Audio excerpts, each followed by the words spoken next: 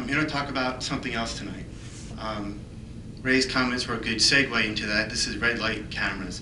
I had been staying away from this issue because I just didn't think it was worth it, or some of the arguments just were he said, she said, back and forth. But 2 weeks ago, I was on travel to LA, where 3 hours behind, I had forgotten to turn the ringer off on my phone, and at 5 a.m. local time, my phone started exploding.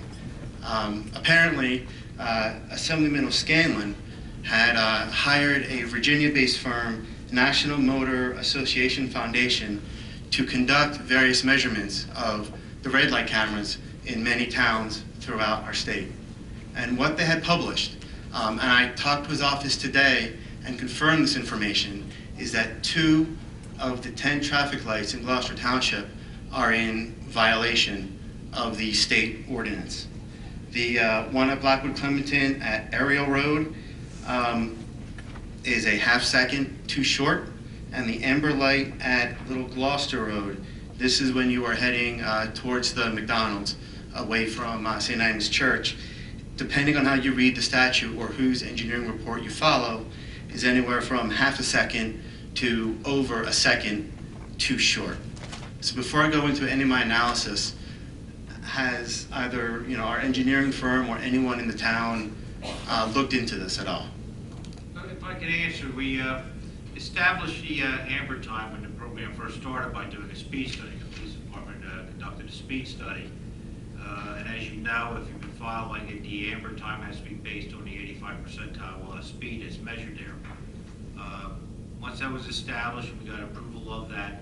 The amber times are checked every 6 months, and our last check was in June to certify that they're meeting the standards that were established. And our check in June showed that they met the timing that was required. Well, I will go. I believe 5 seconds. I will go into that in a minute, but has anything been done since the report from Mr. Scanlon's office been made public? Has any action been taken? Any investigation? Any secondary testing?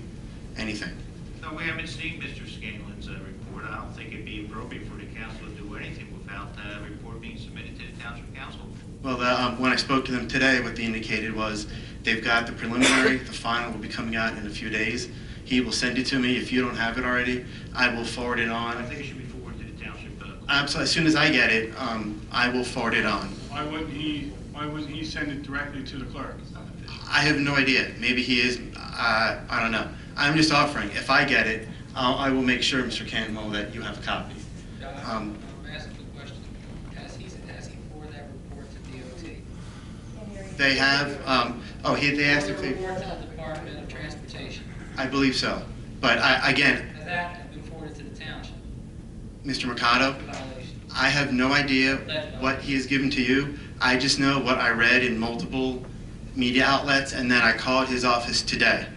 And then after I spoke with his office, I ran my own analysis of the engineering report. I had actually Oprah'd a lot of issues surrounding red light cameras about a month or 2 ago. And just so you guys understand, sometimes when I Oprah from Roe, it's not to attack you, it's to tell people on my side, hey guys, this is not a problem. You'll be surprised at the number of times I've told them that I've looked at the information and have said, hey, chill out, they've done nothing wrong. But when I looked at the Remmington and Vernick report today, a couple of striking things stood out from this report, and it was dated June 21st, as you had indicated. The first was that at these 2 intersections, the Remmington and Vernick engineer had measured a speed of 29 miles per hour on Ariel Road when there was a posted speed limit of 45. And that's at 30 miles an hour when school's in session, but given that it was June 21st, school's not in session. We're measuring the 85th percentile speed. We were measuring speed when we were out there in June of this year. We were just measuring the amber time. So then how did you get that 25% or the 85 percentile? I said at the beginning of my comments, that was based on the speed study that was done when the program first started. The law does not require the township to do continual speed studies every 6 months. They established it at the beginning, and unless there's been a material change out there, there's no reason to do additional speed studies. Okay, so material change. First, we'll talk about the speed, because on Little Gloucester Road, she had the 85 percentile speed was 31 miles an hour. The posted speed limit is 50. That's a 19 mile an hour difference. I drove that road today at 5 p.m. I was doing 50 approaching the traffic light. With the aerial road, that 29 number might make sense if it was measured while school was in session and people were slowing down. What report are you looking at? Yours. You signed it. What date? June 21st, this year. That's 29 mile an hour. May I don't. Yes. Okay. I have it here if you want. I'll show it to you afterwards. I mean, and this came from Roe, and I'm assuming Roe gave me the correct document. But the speed limit, or the traffic speed that you have of 29 and 31 is significantly less than the posted speed limit. Again, I drove it today, this afternoon, and I validated what the posted speed limits were. I was able to do 45 all the way to the end of Ariel. So what's happening in this case is the speeds were too low. But then when I looked at the amber light measurement is where I found, what in my opinion are some serious concerns. The first is what the engineer did is she took 3 separate measurements of the amber light. She then took an average and said, that's the amber light time. Me being an engineer, I looked at these numbers and a couple of things jumped out at me as being a problem. The first is, let's look at the aerial road intersection that's in question here. She took 3 numbers, 4.25 seconds, 3.84, and 3.91. The difference between the highest and the lowest was 0.4 seconds, nearly half a second difference in 3 consecutive measurements.